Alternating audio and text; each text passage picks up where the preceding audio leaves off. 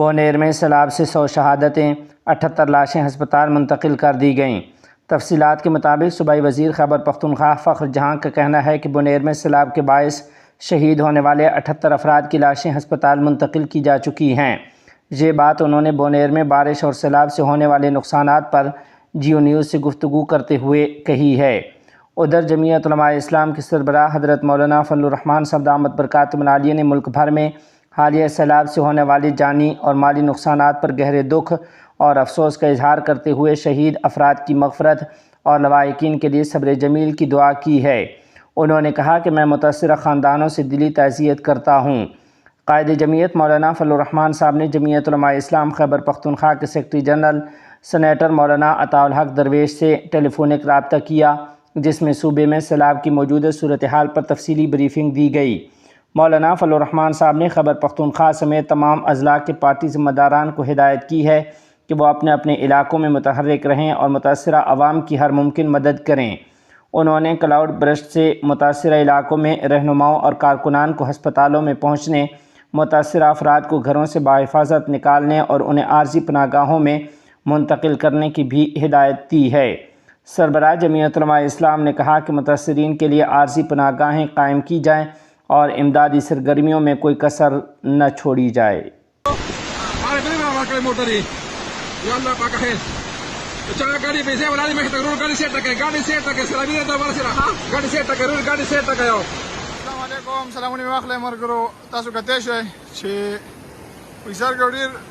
تیز خور لاغلی او زموږ څومره جمله پښتانونه دي دوی ټول دغه لرګو بس راوتی لرګو بس ګرځي تاسو څنګه تاسو کته مونږه مولانا صاحب راوتی دي دلته د لاشونو په درک یو او دغه جم څومره ځوانان دي څومره پښتانه دي نو ټول لرګو بس شوی دي دوی ته زه دغه پیغام ورکوم چې دغه غوښتنه وکوم چې تاسو کته شی اوس په لرګو کې مولانا صاحب د څومره جم دوی سره کسان دي دغه راوتی دي او د لاشونو په درک کې دغه خلک چې کوم راوتی دي نو دا ټول خلک د لرګو بس ګرځي ګوره زما پښتنو ته دغه ریکوست دی د ځان نه لرګي قیمتي نه ټیک شو او څومره څنګه غرونه دي هغه ته ریکوست کوم چې کوشش وکړي ادا شریف هغه شریفه څومره لاشونه هغه په ټیم باندې ریسکیو کی او دغه شارټ میسج مستاس ور شیر کو زیات مننه. السلام علیکم ملګرو، سلامونه احترامات. دا وغه په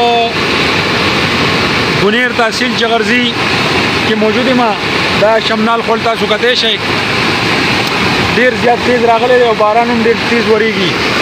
د گاډو تک راتک پکې ممکن نه دی او د ټانګوړي غازی باندې خړوم راغلی دی او کافی نقصان یې کړی، دکانونه یې وړي دي، ونه پټي او شکر الحمدلله فلحال پکې د جانی نقصان اطلاع نشته.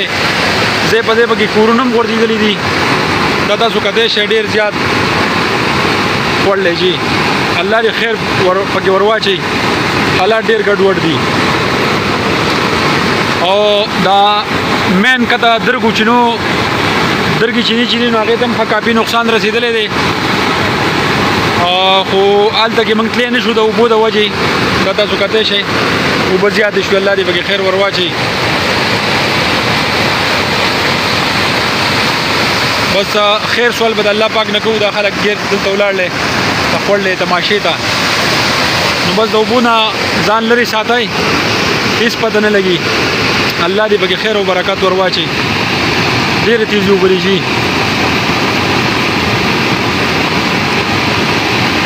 نو بس دا د بنیر تحصیل چغرزی تازه ترین صورتحال جی. ډیره مننه، شکریہ، الله حافظ.